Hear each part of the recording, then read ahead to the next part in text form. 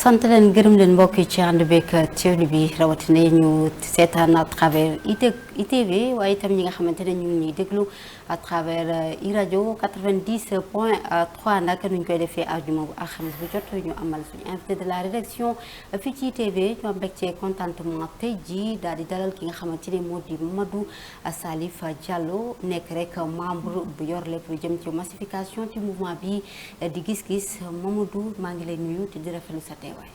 Aminata ñu ngi lay fay di rafetlu bu baax te di la remercier ci invitation bi waaye aussi di nuyu téléspectateur ITV yi donc ñu ngi lay sant bu baax di la gërëm jërëjëf.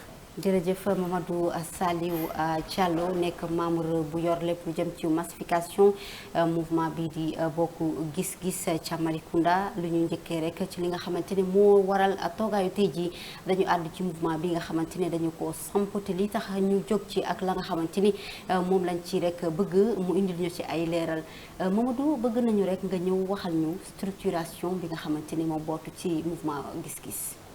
Voilà donc. ñu ngi lay remercier waat bu baax encore une fois de plus tey am une fierté ci ñëw fii ci ITV ngir partager ak yow plateau bi ngir waxtaane l'envergure du mouvement bokk gis-gis alors mouvement bokk gis-gis nag day mouvement boo xamante ne pratiquement ñu ngi ko créé en 2024 donc d'ailleurs lancement bi ñu ngi ko defee fii à Dakar CICES septembre 2024 donc depuis donc je tenais à préciser aussi que siège du mouvement bi Dakar la nekk.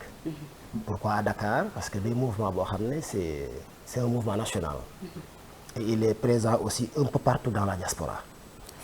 Voilà donc muy mouvement boo xam ne depuis ñu créé ko période bi ñu koy créé dafa nekk ci contexte élection législative. Donc il fallait après le lancement du mouvement donc ñu structurer ko. Parce que à part le bureau national il fallait structurer les coordinations départementales. Donc on a structuré toutes les coordinations départementales au niveau de tous les départements du Sénégal et des 8 départements aussi électoraux de l'étranger. Donc bokk gis-gis day mouvement boo xam ne il est présent partout au Sénégal dans les départements, il est présent aussi un peu partout dans la diaspora. Dans la diaspora. Et voilà. mu nekk structuration bi ngeen samp mu tudd mouvement gis-gis ñu bëggoon a xam ñetti mission yu faar yi nga xamante ne mouvement gis-gis moom la fas yéene woyal ci fi nga xamante ne mooy commune Malicounda. waaw mouvement bokk gis-gis d'abord chance bi ñu am avec la commune de Malicounda mooy le leader du mouvement c'est lui qui habite à Malicounda. Monsieur Daouda Thiam. Monsieur Daouda Thiam c'est un digne fils de Malicounda. Donc moo tax pour comme tout mouvement politique ou parti politique donc son objectif primordial c'est de conquérir le pouvoir waaye comme ni ñu koy waxee bay ci sa weewu tànk donc bu fekkente ne day un jeune qui a une motivation qui a l'ambition de faire de la politique dafa am lu ko motiver li ko motiver d'abord c'est le contexte, la situation du pays. Mais spécifiquement, la situation de Malicounda. Le Malicounda vit un niveau de précarité extrême. Vraiment, la situation de Malicounda, elle est alarmante. Alarmante à ce niveau? Oui, à ce niveau. Et je parle sous le contrôle des habitants de Malicounda. Je viens comme ça de Malicounda. Donc, nga jóge ñëw fii Dakar. Malicounda laa jóge ñëw ci émission bi. bu ma jugee fii Malicounda laay delloo. Donc Malicounda day commune boo xam ne dafa bari potentiel. Commune la bu bari potentiel boo xam ne en 2026 Malicounda waroon na mel ni commune yu mag yi ñu dégg ci Sénégal parce que superficie bi dafa rëy mais opportunité bi potentiel bi dafa bari. Potentiel bi ci ban secteur lañ ko mën a càkkle. Malicounda day d'abord une zone agro-sylvo-pastorale day zone bu bari suuf. Tout à fait. te suuf si naat ci mbay te lu naat ci mbay day favorable ci sàmm.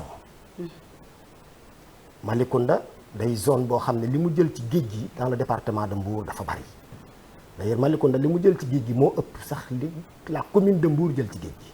kon maanaam secteur napp ji am na foofu solo. waaw le secteur maritime. et le secteur aussi de l'hôtellerie.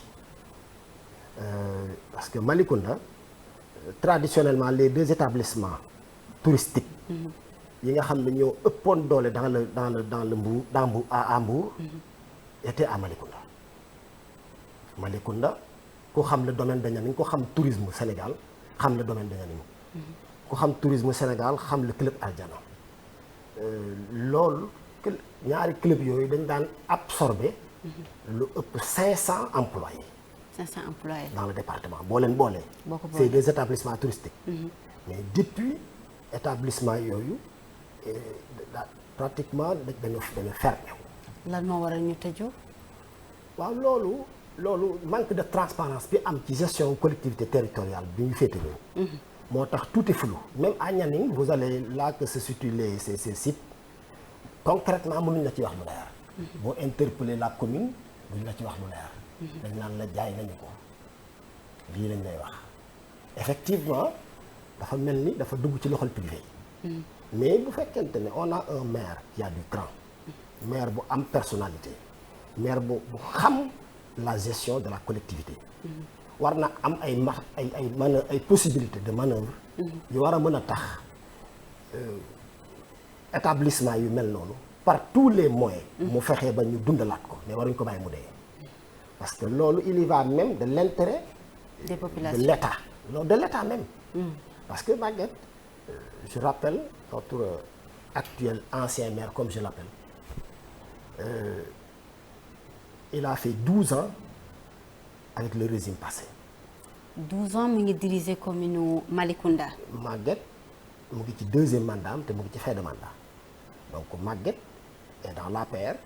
Macky Sall def na 12 ans au Sénégal. Tout à fait. Un maire qui avec le pouvoir qui a eu des promotions donc liñ ci mën a xam mooy day maire boo xam ne ku jege nguur la ku nekk ci nguur la waaye ku jege le président de la République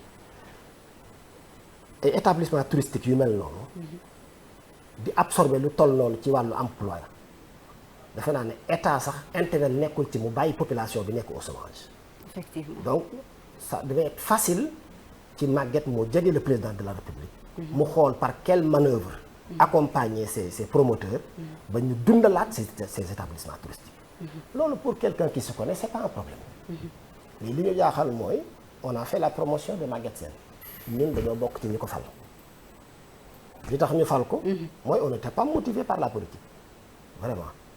biñ ci duggee yàggul li tax mooy day doomi Malicounda 2024 boo leen ci duggee ça te faut 2 ans plus tard bi ngeen commencé ci seen mouvement bi. effectivement 2 ans la ñu créé bokk mouvement bokk gis-gis mais man j'ai eu un peu la chance de faire la politique bien avant la création du mouvement bokk gis-gis.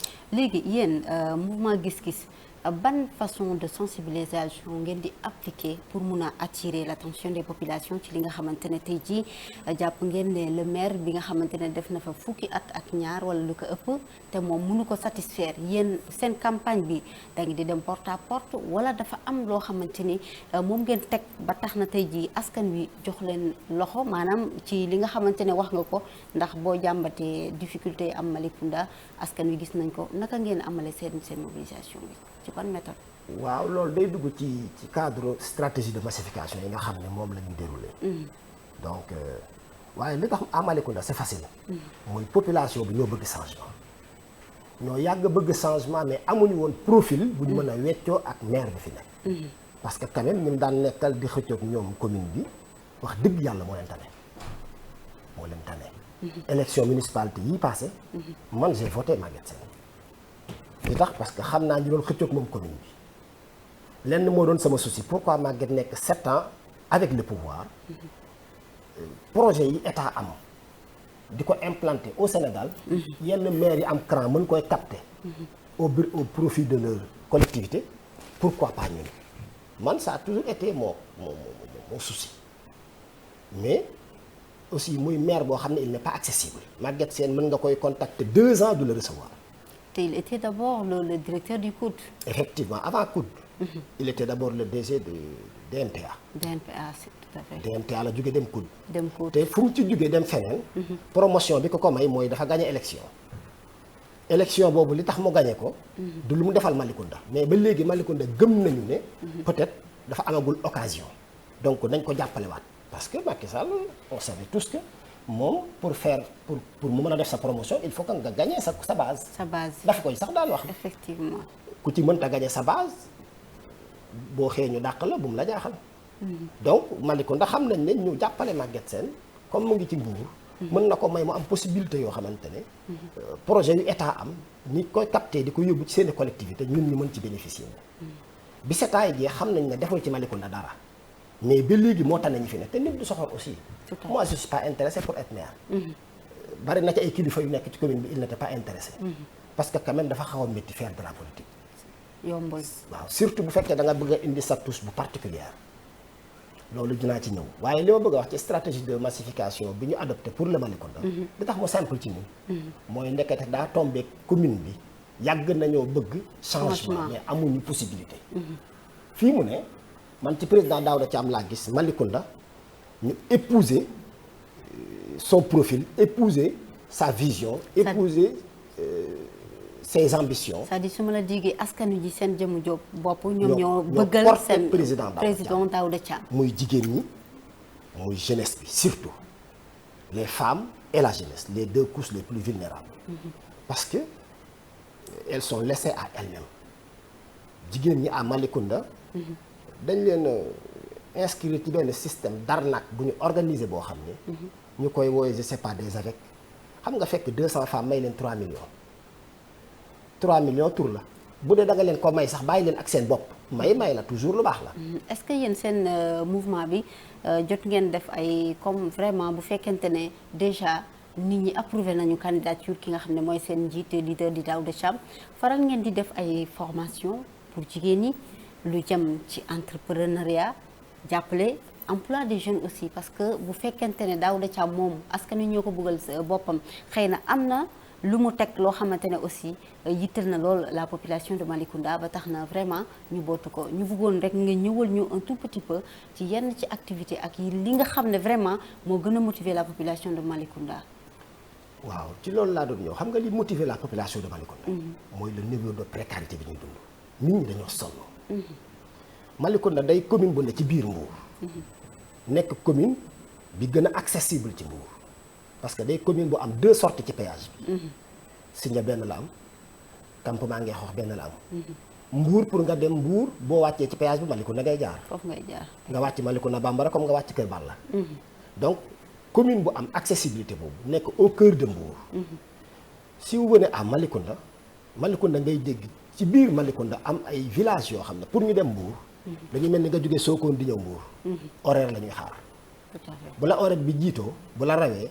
boo wootewul ña yëg ca horaire ba ñun dugal leen la doo toggal. doo togg. non je parle sous le contrôle des habitants de Malicounda. tout à fait dañuy seetaan émission bi. Malicounda ngay gis ngay jëm ci village boo fa doon dem 10 fois da ngay réer 10 fois ndax amut yoon bu fa jëm da ngay wër xam ne village bi secteur bi la ne ngay wër di wër ba dugg ci village bi ñoom sax dañ la koy wax fi amul yoon bu fa jëm naturellement. parce que lépp lu jëm ci infrastructure de base waxu je parle même pas de route bitumée je parle pas de route goudronnée mais piste bu ñu balisé oto mën cee jaar dem ci village yi y en a pas à Malicounda bu weesoo Malicounda Bambara bi ne ci kaw national bi. bu weesoo Nianing bi nekk sur la route de Joal. ak village yi ci teg yi ci am ci bénéficié wu. Malicounda foo ciy dugg mais c'est extraordinaire ce qui se passe à Malicounda est-ce que vous savez que à Malicounda ngay gis. ñuy inauguré borne fontaine robinet mbedd. maanaam tout un village ñu may leen robinet mbedd ñu di ko inauguré maire bee fi yebal ñii pour ñu inaugurer robinet mbedd bi. moo tax su ma gisee ñu ne Maguette Sène est le meilleur maire je sais pas par quel moyen il a passé xaw ma ñan lay fay ñu koy defal sa promotion. mais venez à Malicounda. Malicounda ngay gis samay moromi ndey. ñuy root ndox ci teen di ci def doomital pour dama fogoon na ndox bu nëxee. boo ko rootee ñemewuloo ko naan da nga koy bàyyi mu def diir nga segg ko peut-être def ci eau de javel. man loolu laa xam ndekete am na fu ndox di toll foog nga def ci doomi taal pour mën koo naan. problème ndox itam bokk na ci li sonal askan wi. non c'est le problème majeur à Malicounda l'accès à l'eau et à l'électricité. Tout à fait. Vous savez ay naar ay opérateurs ñoo fa ñëw nekk ay naar ce n'est pas des Sénégalais ñooy liggéey ak Sénélec je sais pas par quel moyen ñoom la Sénélec di jaay courant bi ñoo koy jaay la population de Malicounda. ñuy wax courant naar bi. man bi ma ko njëkkee dégg pour man booy dañuy saboter pari foot man ba naan naar bi sawaay naar bi sonal nañu pour man pari foot la ñuy wax ndekete courant naar bi dafa am à Malicounda courant boo xam ne ay naar leen koy jaay pas Sénélec. mais loolu xanaa état bi yëgu ko.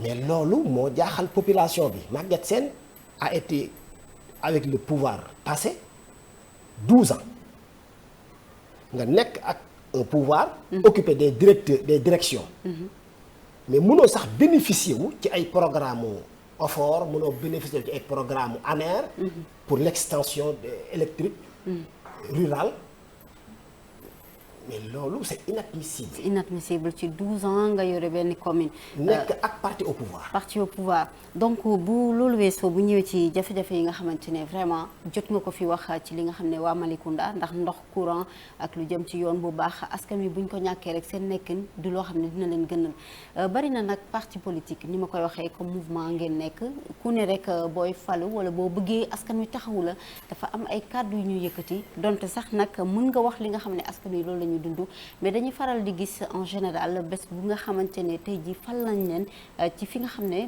par exemple à la mairie gis nañu ci lu ñu mujj gis ci at yi nga xamante ne moo weesu ak li fi am la ñuy dig askan wi ak la ñuy wax lañ doon tax ñuy ñaxtu di jooytu ba askan wi topp leen yenn saa yi duñu gis mu bàyyi yéen doo leen bokk ci ñi nga xamante ne vraiment li Malicounda di jooytu boo leen yàlla defee ba ngeen falu nekk fa yaakaar naa di ngeen def le tout pour mun ko saafara askan wi.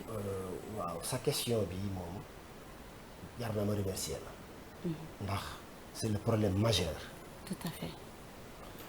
Vous savez Sénégal day dëkk boo xam ne li ñuy wax dëkku teraanga. am nay avantages mais parfois am inconvénients. fii Sénégal dañu am problème mu complaisance.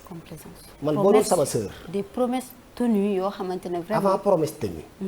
des profils capables. parce que on fait un choix. du ku ñu am baax na. du suñu mbokk la moo nu gën a jege. du suñu maam yeeg maamam yee doon ànd. ñoo fi dëkkandoo. dañuy xool ku capable. un homme capable. un homme qui a des compétences par rapport à nos attentes. mais naka la ñuy bëggee yaa xayti développer une commune comme le Malicounda nga xam ne domaine boo laal les 9 domaines de compétences que l'État a transférés aux collectivités territoriales chez nous. gisuma ci bu am problème bu dox. surtout. du côté domanial. c'est un problème extraordinaire que l'État doit encadrer et contrôler. bu fekkee dañu am problème mu am ay nit ñëw taxaw ne mën nañoo saafara suñu problème. mu am médecin bu ci taxaw. am commerçant bu ci bokk am homme d'affaires bu ci bokk. am un inspecteur principal des impôts. et des domaines nga xam ne moo am rapport direct ak ñun suñuy jafe-jafe. mais bu fekkonte ne commerçant bi mooy sama frère damay wéet ak moom waxtaan ak moom ne ko ku baax. bu fekkee da nga bëgg commune bii développé li ñuy dund métti na nañu waxtaan wax dëgg ca la. dañu soutenir ce monsieur là. ñu ànd au moins ak moom dooleel ko ba pare bi nag bu faloo ba pare ñu bañ ko seetaan bañ ko bàyyi mais ak ànd ak moom. exactement. mais du damay ñëw fal nit parce que sunu maam yee doon ànd. c'est le problème à Malicounda. et c'est le problème de tout dans tout le Sénégal parce que ànd bi day neex waaye boo leen di wut da ngeen di booloo mais bu demee ba am bi am. daanaka dégluwante ju am ci en général lu ñu seet ne ki nga xamante ne moom moo falu amaat na am na yéene ak mbébét ci yenn mais ñi nga xamante ne moom lay teg ci gox-gox yi maanaam gox-goxaat yi en général du ñu def li nga xamante ne mooy liggéey bu ma bëgg ndax souvent njiit du mun a nekk au contrôle de tout comme ni ma ko waxee rek mu ngi mel ni nga jël la teg la fenn rek yow tu fais un excellent travail mais am na ñeneen ñoo xamante ne tey jii lu mu laaj bu xëyee danaan askan wi dañ soxla ndox mais le président dem jox la wala le njiitu parti bi jox la mais buñ la joxee la nga war a def doo ko def mais la ca des da nga koy téye loolu mooy waral nag askan wi ni li ñu diggoon gisuñu ko moo tax ma ñëwaat ci yooyu. waaw loolu. parfois Sénégal li ñuy juger baaxul. ndax ñun bu ñu àndee fal la yow la ñu fal. yow boo wóoloo nit yow yaa ko wóolu yow mi la fal. donc boo demee ba jox ko ay tâches. il doit avoir au moins un minimum de contrôle. et de suivi et faire des évaluations périodiques. man mënuñu maa fal am ci man yaakaar ma ñëw jox leen sama kàddu ak ni ma ñore ma xool ku ma doy dénk ko mbir te duma ko topp di ko saytu. ba bu ëllëgee ñu naan pourtant maire bi da ko baax la waaye kii nekk ci suñu koñ bi moom vraiment moom ñun mooy suñu problème. maire baay problème bi. si c'est le président. nga am ay ministres yoo xam ne ak ay directeurs yoo xamante ne c'est des problèmes.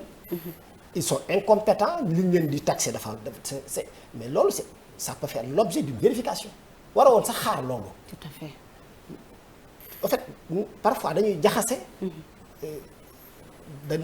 procédure bi la ñuy jaxase. effectivement buñ la falee yow la ñu fal. il faut que ça soit clair. les conseils c'est des conseils amuñu benn prérogative amuñu benn possibilité amuñu benn force. Sénégal suñu constitution ni mu bindoo. dafa tax pouvoir yëpp président moo ko am pouvoir yëpp maire bee ko am. léegi ñu wax rek ndax xam naa ne waxtu bi li ci des bareetul ñu ñëw ci élection municipale yi ñu ngi koy waajal. yéen ngeen nekk ab mouvement est-ce que pare ngeen seen bopp ngeen di demal wala tey jii bu leen parti woowee da ngeen ànd ak ñoom. non à Malicounda nga xam ne le leader du mouvement Bokk Gis Gis moo fa dëkk. ñu di ko bëgg ko. kuy ànd moom ngay àndal. mu ngi tàllal loxo ñëpp mais il est candidat et il a déclaré depuis. candidature am. waaw waaye à Malicounda loolu picc yi sax moom la ñuy waxtaane Daouda Thiam il est candidat à la commune de Malicounda. aux prochaines élections. waaw parce que aussi il faut qu'on soit sérieux. kon maa ngi lay wax léegi ne bi ñuy lancé sunu mouvement bi. en septembre 2024. dafa tombé contexte élection législative. bi lancement bi jàllee mu bari parti yu ko contacté. parmi ces partis le PASTEF. lu tax demoo leen ci PASTEF. ñoom la ñu jàppale ci élection législative yi passé bi ñuy je parle sous le contrôle de monsieur Abass Fall. Il y avait aussi d'autres directeurs qui étaient là-bas. clairement lañ leen teel a. wax ne élection législative yi utuñ ci poste. dañ leen jàppale seulement nit dafay cohérent ak boppam. ñun mënuñoo fal un président nouvellement élu. mu am problème parce que sunu Sénégal il faut que ñu reconnaître que suñu niveau de maturité démocratique yeggagul ci ñu jël opposition jox ko majorité assemblée xeexukaay lañ koy def ñi kii di gas ñii di suul il faut que président bi bu dee dañ ko wóolu rek mais mënuñ ko jox fetal téye bal yi di ko rëbbuloo dara la dul indi. fal nañu ko man bokkuma ci ñu ko fal j'avais pas voté Diomaye. mais xas nañ ko fal loolu la yàlla dogal. léegi li ci des mooy nañu gérer réew mi. ci loolu sax la ñuy ñëw ndax xam na ne mënuñ woon def émission bi ci waxuñu ci situation bi am entre exécutif ak législatif bi ndax gis ngeen assemblée nationale coow bi nga xam ne am na ci diggante le président de l' assemblée nationale ak le président de la république majorité bi ñu ngi voté saytuwaat constitution bi Diomaye mi ngi def recours ci saisine conseil constitutionnel yow ban jàngat nga ci def ci li nga xamante ne mi ngi am jamono ji diggante le président de la république waa PASTEF ak li nga xam ne jamono ji Sénégal. ban analyse nga ci def jamono ji. waaw actualité boobu day actualité bu lënd réew mi waaye dama doon wax rek ci lu jëm ci suñu collaboration avec le PASTEF. donc bi ñu leen jàppale sans rien attendre de retour. loolu defuñ ko juste à Dakar dañ ko def au niveau national. et même à l'étranger. donc Mbour aussi bi président Daouda Thiam dëkk. te bëgg commune Malicounda defe naa suñu collaboration ak PASTEF ñoom seen kilifa yi reconnaître nañ ne. bu ñu doon xaar fukk ci ñun def nañu téeméer contexte boobu nag weesu na Daouda Thiam c'est le leader du mouvement moom en personne moo bëgg Malicounda. donc defe naa ne loolu ñoom waruñu am problème mu jàppale ko ci surtout ko xamante nañu ñu neen. loolu mooy beneen bi contexte bi nga wax nga xam ne mooy actualité bi lëmbi réew mi. man dama bokk ñi nga xam ne je ne me laisse pas emporter par benn sujet benn question d'actualité boo xam ne moo nekk sur la place. Parce que quand même, il faut qu'on soit plus sérieux et respecter les Sénégalais. Ce qui a motivé contexte bii nga xam ne on parle de référendum dafa am li ko jiitu.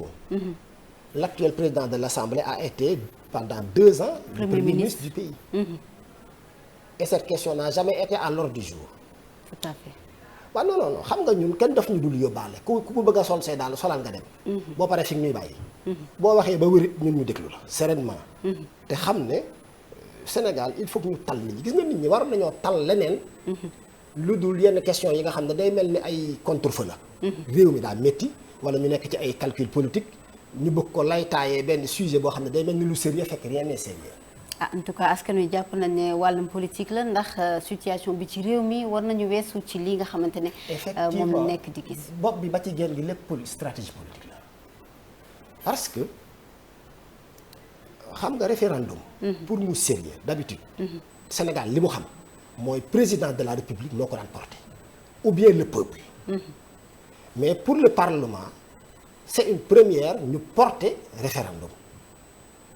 waaw format boobu xamuñu ko. xamuñu ko tout à fait. donc format boobu bu doomee contexte bi nga xamante ne dañoo nekk ci guerre politique bii ñu ne. ñun lañ ci war a yóbbu ñun ñoo war a rester focus ci li tax ñu faloon président Diomaye bu ñu ko ci mënee jàppale ñu jàppale ko parce que les Sénégalais souffrent. defe naa ne ci li ñu waroon a taxaw di ci wax mu jar xuloo mu jar ay débat mooy naka la ñuy def pour régler le problème des Sénégalais. Tout à fait. Les Sénégalais souffrent. Au moment que ces Sénégalais souffrent di xaar président Diomaye. man jàpp naa ne son entourage am na lu ñu fayir. man boo ma doon lijjantiloo mbir. ñëpp taxaw nekk ca lee man ni ma yàlla bindee kenn mënu maa déconcentré ci sama objectif. non xoolal bu la neexee wooteel sabar ci wet gi moi je reste focus à mon objectif.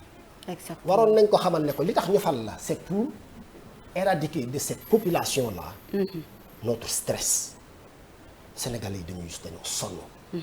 defe naa ne loolu bu ci Diomaye concentré wu woon. keneen kuy def dara mu bala nga nekk ci li nga ne da ngay dem ba Sénégalais yi ñooy sonn ci yow. sonn ci yow tout à fait. non je vous dis. tout à fait donc. bu fekkente ne lu riir nga topp ca bàyyi ca la nga newoon mais lii lay indi mu mel ni li ñuy wax c'est sérieux mais yii man du ma ci sori parce que gëwuma sax ne c'est sérieux. mi ngi noonu kon nag doon na loo xam ne lëmbe na réew mi jamono ji diggante rek exécutif ak législatif mbokku téléspectateurs yi ITV xanaa rek sant leen gërëm leen di jaajëfal suñu invité bi nga xamante ne tey jii ñu ngi doon waxtaan ak moom ci mouvement di bokk gis-gis di mouvement bi nga xamante ne li ko tax a jóg mooy fexe ba taxawu Malicounda ci lépp li nga xamante ni càkkute fu askan wi la di jafe-jafe moo xam lu jëm ci wàllum éducation santé dëkkuwaay rawatina rek lu jëm ci wàllum ndox ñu amoon mbégte dalal ki nga xamante ne rek mooy Mamadou Saliou Diallo mu yëkkati ay kàddu di kat ci mouvement bi ak yéene bi nga xam ne am na ko ñu koy sant di la gërëm ñu bàyyi la rek nga tàggatoo ak téléspectateurs yi laata ñu tëj émission. waaw Aminata ñu ngi lay sant bu baax di la gërëm encore une fois de plus tey nuyu waa population de Malicounda. te di leen xamal ni nous avons de l'espoir. waaw nañu gën a conscient gën a yeewu. nax yi dafa bari. te am na fu muy toll day mel ni nag mag lu mu nangu teg ko day daal di dagan. te loolu day waruñoo dal. donc dañu gën a fabuwaat gën a góorgóorlu te xam ne nous avons la possibilité de marquer notre empreinte dans l'histoire de Malicounda. parce que ñu bari ñu ngi wut prospérité mais la postérité. dañ koy fàtte. et c'est fondamental. c'est très important la postérité jaar-jaar.